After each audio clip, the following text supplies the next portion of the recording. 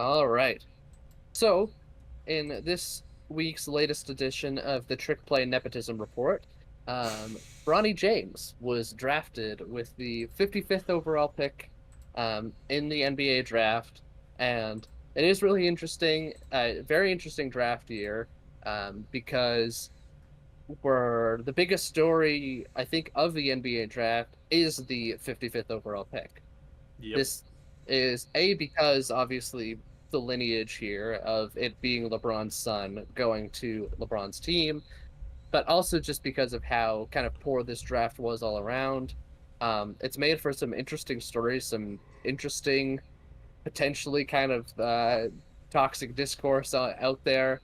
Um, because we've talked about it before in terms of if Bronny wasn't LeBron's son, he's probably not getting drafted, considering well he was a good high school prospect and coming out of USC, obviously had the heart defect, which by no means can you fault him for, but it led to him not playing at all at USC and not being spectacular when he played, and then just deciding to go into the NBA draft from there without really getting. He's basically coming straight out of high school, is how I'm looking at it.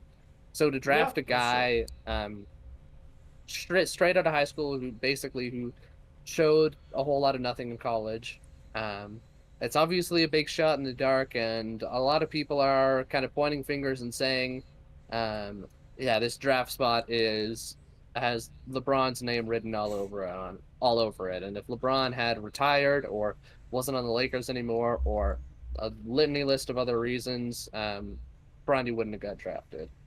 What do you think, Simon? Do you think Bronny would have got drafted if this wasn't if LeBron didn't have influence, or is this pretty much all that is? No, he wouldn't have gotten drafted. He's a fine player. Like for the most part, he's an undrafted prospect. Is what he should have been. But obviously, that's not the case now, as he got drafted by the Lakers and is now going to get probably 20 minutes from the podcaster, aka the head coach, JJ Redick. And it's going to be, as somebody who has been a fan of the Lakers, it's pretty shitty. It's pretty shitty to watch, honestly. I'm not a huge fan of this entire situation. If it works out by some miracle, and Bronny actually turns into a good player, then terrific. But I think the odds of that are not high. I think I just don't know. I just don't know. I don't see much in him that necessarily makes me very confident. The one point a lot of people have made is the fact that it's not like this is the first time it's happened, which is true. Like a lot of people pointed out, Giannis and his brothers. Like a lot of Giannis's brothers wouldn't have gotten drafted either if it wasn't for Giannis and the Bucks, which is a good point. But I think it just kind of shows the control that LeBron has on the Lakers at this point, despite being 40 at this point, right? And us not winning anything in the last little bit. Like it is just very very What crazy to about the think about. in-season tournament, Simon? You won last year. You won the in-season tournament. What do you mean?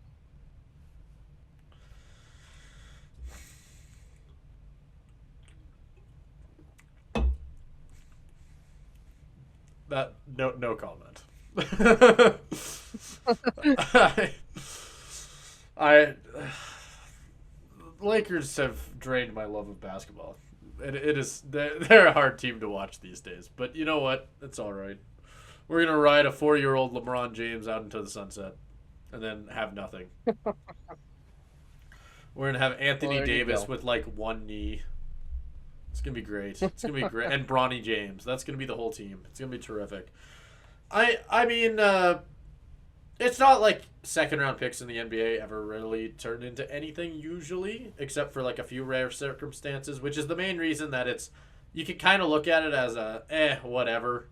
It doesn't necessarily matter in the Yeah. grand scheme of things, but it is kind of just the type of thing where it's they could have gotten him undrafted as well.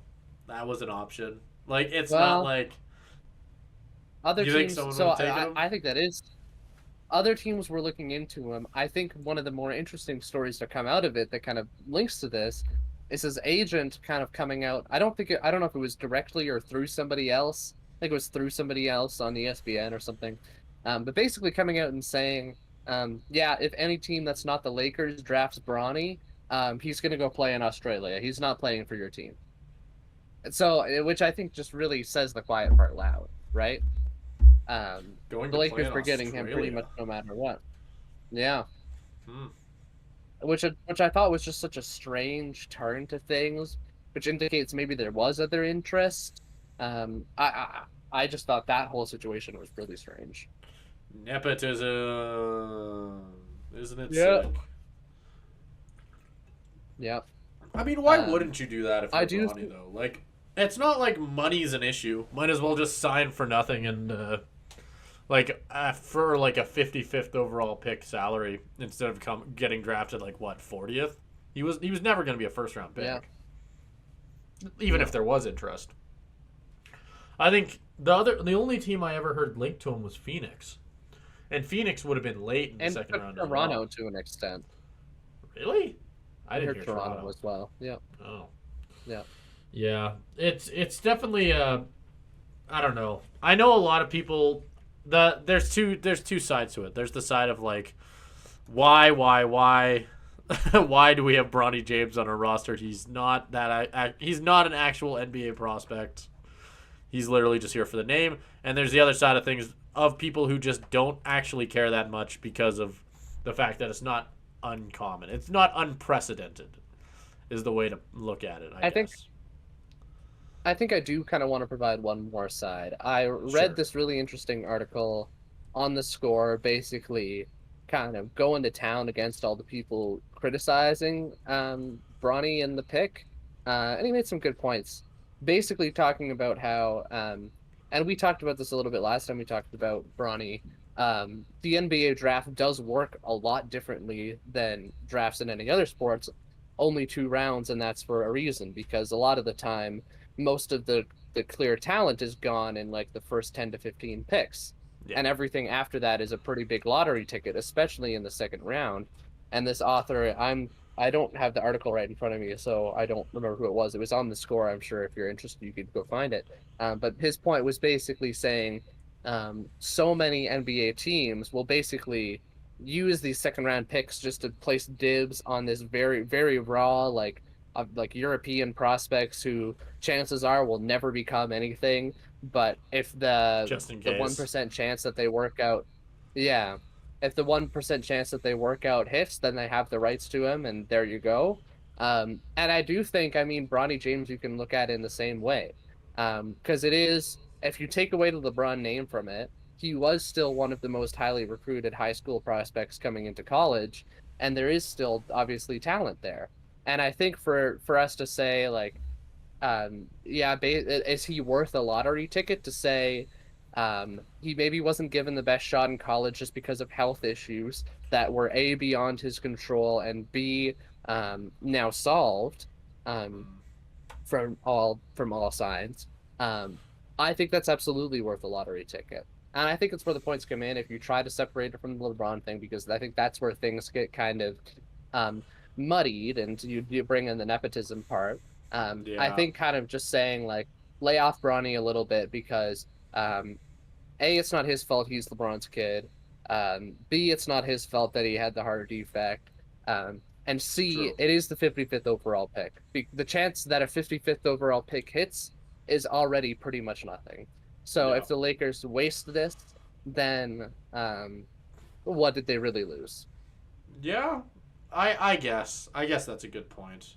And that's kind of what I mean by it's like when I said earlier, like it doesn't actually matter in the grand scheme of things. You're just wasting a roster spot and throwing away a lottery ticket is what I describe it more as. Because you said like there's still a chance with Bronny.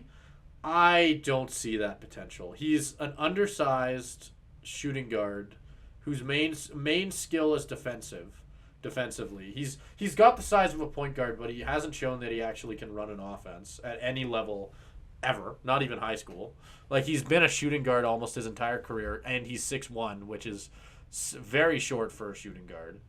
His shooting has potential shooting. Like he's shown that he can shoot at the next level, but can he get to that level of like the shooting like the players like I don't know, like a player who can solely rely on his shooting to stay in the league. Can he get to that level?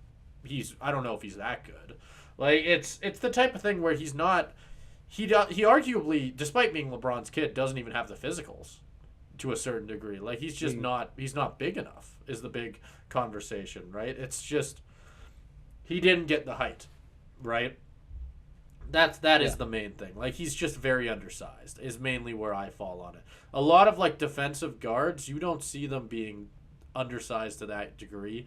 Like I think like Patrick Beverly, right? He's the only comparison I can think of that's like that. Where Patrick Beverly, I believe, is 6'2", so similar size to Bronny. Beverly can play point guard. Is the main difference I think. He can play point guard. He can pass.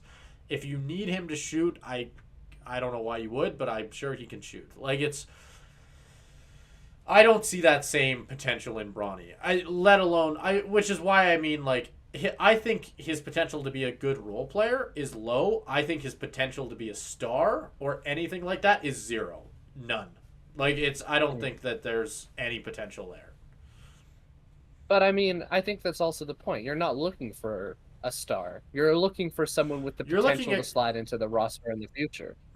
Yeah, but even And like even if it's even when you're low, there's drafting role something. players, even when you're drafting a role player, right? Like let's talk about like a second round guy who is similar to Bronny, right? Like a defensive shooter who can play shooting guard. There were probably better options for prospects like that than Bronny, Yeah, which is why there was 15 players in the first round probably. taken before him, like or 25 or whatever. Like that's more what I mean And in there that sense. there obviously was, and that is where the nepotism piece comes in. And I think we do both agree he wouldn't have gotten picked if not for that. But I don't think it's the kind of thing where people can get all up in arms and say, "Oh my God, like this is absolutely terrible." Would he have gotten We picked if wasted a without second LeBron? round Probably pick. not. No. Yeah, exactly. Would he have gotten picked without LeBron? No. Is it a smart move necessarily for the future of your franchise? No. Is it short-sighted? Probably. But is it a complete waste of a pick before you even seen the kid develop or play anything?